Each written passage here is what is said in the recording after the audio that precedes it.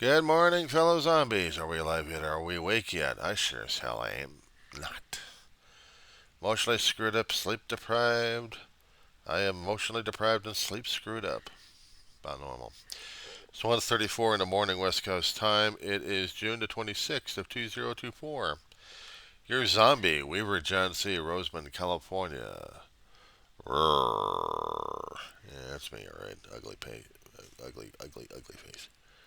So yesterday, the day before yesterday, I was having issues concerning about with the internet again. Apparently, the provider I've got right now has got some outages going on, so finally they're starting to get some work done on these things. So now I can get the rest of my stuff going. I'll tell you, being news deprived is very irritating, especially for a person like me who's like to try to keep up with certain major events and then minor events I can actually research, see what was going on. This morning, I was caught off guard by a couple of errant thoughts. One was food recipe, but the other one was a show called Wonderworks. Now, back in the 80s, late 80s, PBS was hosting these shows that would be afternoon special for the kids coming back from school. And the show would be called Wonderworks. They would have different things on it, a lot of different programming on it. One of which was a show called Griffin, and actually had Amanda Plummer on it. Watching the show, it was like, huh? It was back in '88. I had already been about 20 something, early 20 something, still a snot nosed kid, working his butt off. I already got out of the high school system, I already got out of the public education system, screwed up in the college system. Now I had to work for a living during those days. But I was interested in certain shows out there, one of which caught my attention, as I said, Wonderworks did. And this one did. I don't know why. Something about it just brought my attention to it. Switched on to channel 28 and watched KCET Los Angeles. And here it was. Wonderworks. Talking about a Griffin. The title of it was Griffin. The substitute teacher. And there were shows out there concerning about substitute teachers, by the way. Or regular teachers, but substitute teachers anyway. This one, very quirky. Well, unusual when you see the cookie cutter teachers out there who are very hell bent on trying to do nearly Sister Mary Elephant on you with a ruler. And this was hard to deal with because I was used to that kind of, they tried to entice some imagination for me in the public education system, but very few teachers could actually do that. Very few programs actually did exist out there that could do that to a student. But you on a television show in a city junior high or elementary school, nothing junior high, you had a quirky teacher coming in there teaching certain topics to the students that maybe or may not been on the curriculum. But she was teaching about things that students were like, huh? Trying to wake up their imagination, trying to wake up their logic, but also wake up their minds. One of which was something that caught me off guard. It stuck in my head for for a long time. Uh, how do you attract the angel's attention? By having a concert series in the classroom, teaching of I don't know, lullaby or something like that, or some kind of a song from Egypt or something. I can nearly remember the tune, but for the words, different thing altogether. I'd have to research that. But the tune when it was coming out, you'd have angels popping in the screen, dressed up in tails and dresses. Just a couple, male and female, all white. Well, it looked like not like a business suit, but like a fancy go getting formal wear. I'm watching this thing a long time ago as a kid, and I'm being blown away. I'm like, huh? Did it ever occur to me that sometimes this was actually a television show?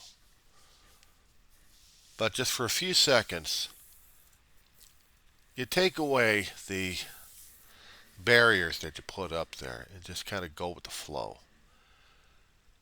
And somehow connections are made, and it's like, huh? So it sticks with you. It sticks with you. The memories of it.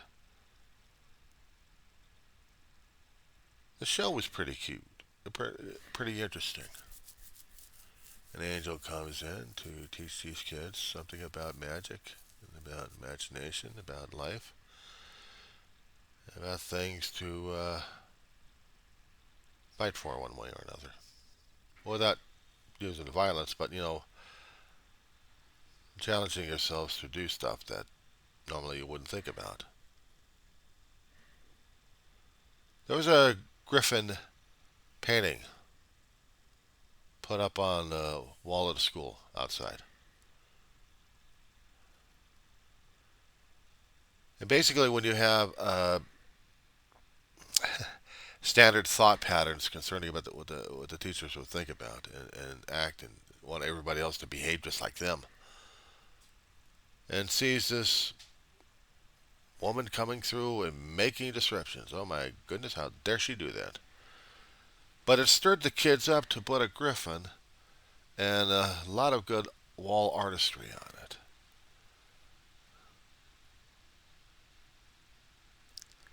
I don't know, it kind of stuck with me throughout the years on that one.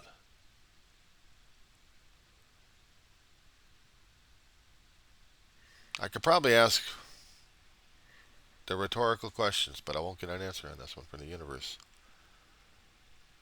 Maybe it was for a message, maybe it was something I needed to hear. All I know is I was getting overdosed on Doctor Who episodes left and right and dreaming about monsters coming out from everywhere else. And what do I have a thought of? Something that wasn't monstrous, but something of otherworldly. That and trying to figure out how to make Salisbury steak with frozen hamburger patties. I was going through several of the videos I've got saved. I've seen a few of them early this morning. I'm still asking myself, why am I doing this early in the morning? Should have been sleeping. During this time, I also get up and try to research to see anybody else up this morning posting stuff, and I can respond to it. Generally, it's what I do. But I was looking for the stuff for Salisbury steak. I mean, I know I can get the hamburger cooked up. That's no problem. Barely cooked up, okay? Fry it up on one side, fry it up the other side, but not get it thoroughly done. Put it aside, and then in the same pan, I would probably use a roux out of it.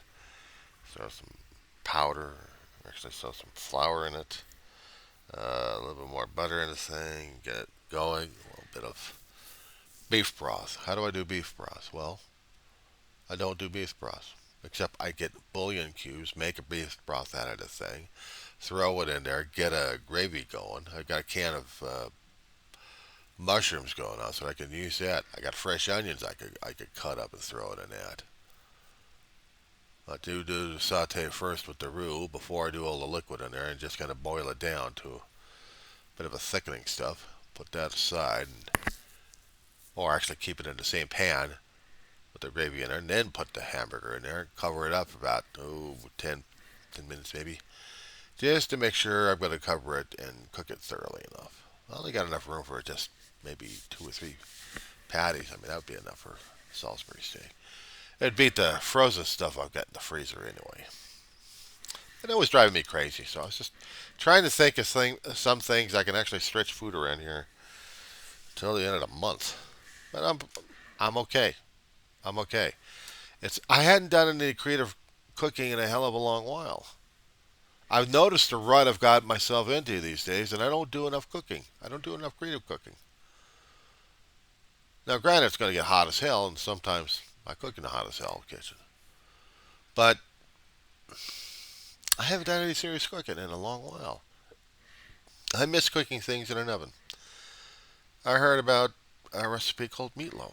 My God, doesn't anybody else know about meatloaf? Ah, but my family would.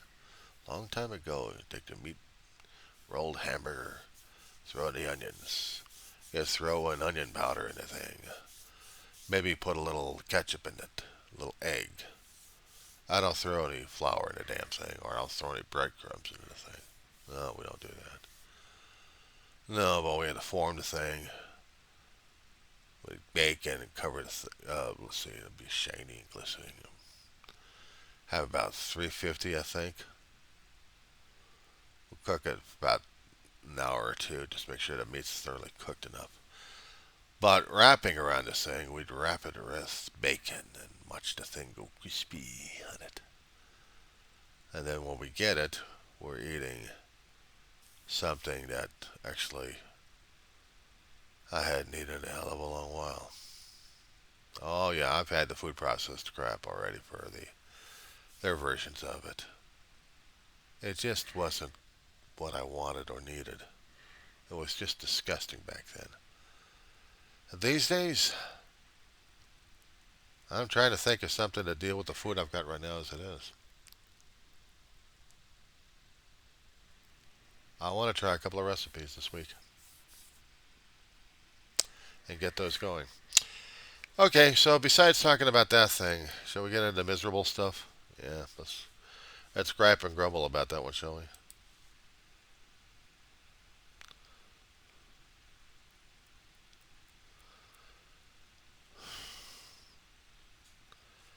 Sometimes some people actually avoid because I think sometimes their selection of material is going out of my head here. Well, let's see. How about making Taco Bell's refried beans? I saw a recipe for that one. State Lemon Fair. Testing kitchen gadgets and lots of Salisbury steak. Ah, isn't that wonderful? We almost had explosions happening out here in the Southland. Gardena had, city of Gardena, actually had a major raid from feds and local. That's a lot of firework. It blown up the block. That the well, there she goes again. Hold on. Sorry about that. We are talking about fireworks season here, aren't we? The closer it gets, the more crazy our neighbors get with the damn fireworks, and they start blowing things up. It also includes on my property too. Smaller fireworks, the larger ones. Yeah, they're building it up. They're building it up. Uh, I've heard for a few days, ever since there was interviews and things going on regarding the Trump situations going on, the upcoming debate tomorrow on CNN. We've had a spokesperson from the Trump party, or Trumplican party, the maggot party. How would you call it? I don't know. But anyway, she was fussing and fuming on Steve Bannon's website because she got hurt. She got yelled at. She was going after the reporters for the debate and also on the show that she got called upon to do an interview. And she was basically doing the Karen routine. So Steve Bannon says, well, they ought to do this, they ought to do that, they need to do that now, otherwise we're pulling out of the debate. Ah. I'm like, you did this deliberately just to look like fools and idiots, you know that. So they're getting their butts kicked on this one here.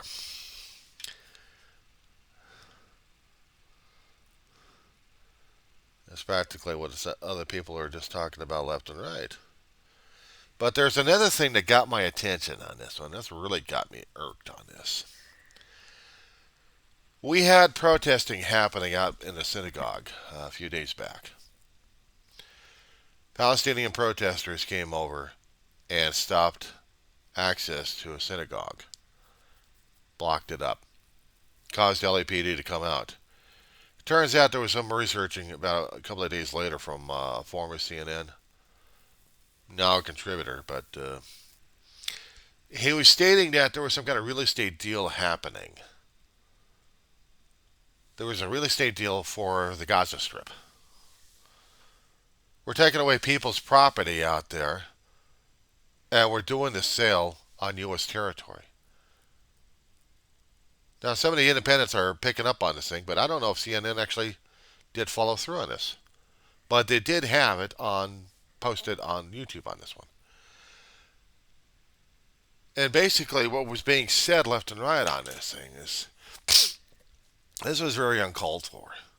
I mean, it's bad enough that when Hamas went nuts and started doing their crap back in October, hijacking people, putting them through uh, wherever they're going to be, putting them through in the Gaza Strip, making Israel go nuts over this thing, gave Netanyahu carte blanche to basically do genocide, trying to locate the hostages, and he wasn't going to stop until he wiped out Hamas. The idea, the idealism, and the physicality of the Hamas. Basically, he was going to level Gaza, and he practically did. So now the states are protesting left and right for the past several months on this one. She's on it again. Come on. Come here, honey. No, come here. And I've heard this story popping out and I'm trying to do research on it as well. That there have been real estate deals happening. Now, you got people trying to take advantage of the Palestinians in Gaza. They're taking away homes. They want to sell timeshares or something like that out there, condos and stuff like that. Clear out the devastation, clear out the people. Where the hell are they going to go? Where's the Palestinian people going to go? It's bad enough in the West Bank that you had Palestinians also getting shoved around left and right because Israeli settlers want that territory as well.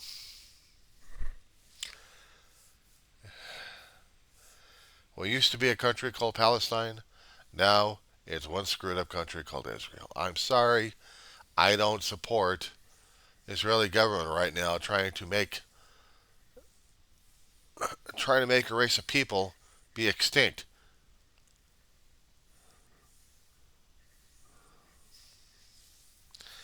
Israel was created out of the United Nations because we wanted to put the Jewish people in a country where they can call their own. Well, yeah, they called their own, all right, and they hijacked it, took it over. There would not be, even if it was mentioned all over again, there will not be a two-state solution. It just won't happen in any generation, apparently.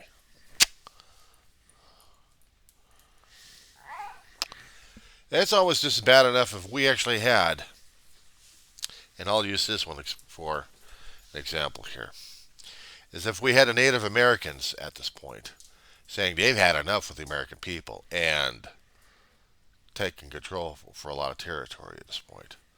Trying to create a two-state or multi-state nation here out of the United States.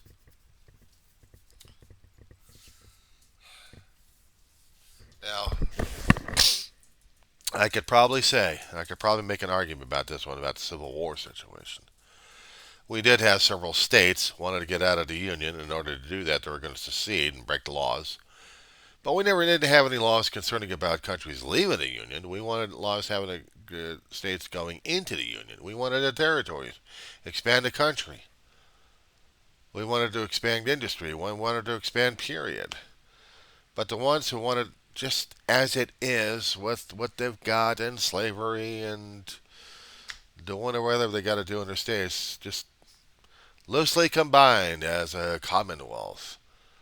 But we're not the United States of America. Screw that noise. For whatever insane reasons that we could pick up and find and study in books these days, what we ended up was a 4-year mess. And a flag legacy that continues today. I don't know why, because nobody was flying the damn thing afterwards. They were flying the Confederate flag or loose variations of the thing during the 4 Year War we had back in 1863, 1864. But after that, the Confederate flag was still out there, still thinking it's a rebel flag, and therefore we got to be rebels against the country.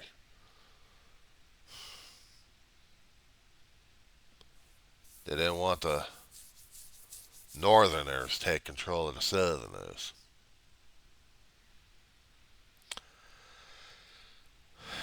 Almost the same level of insanity I'm seeing with Israel.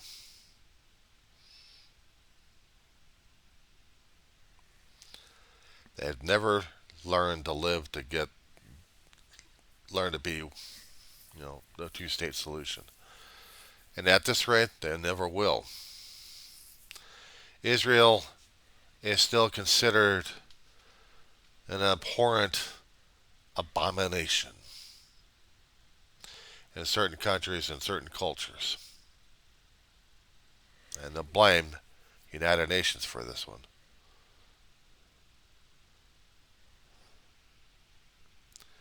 Meanwhile, we got property out in Gaza being bought and sold in the United States under the cover of synagogues. Now, before you get into the anti-Semitism stuff and anti-Israeli, this is the reporting I'm hearing. Not my own personal opinion about this thing, but my own personal opinion. It sucks. Taking away another person's home after you leveled the neighborhood, and then you have people coming in and buying up your property. How would the hell you feel about that one? I wouldn't. I'd hate it.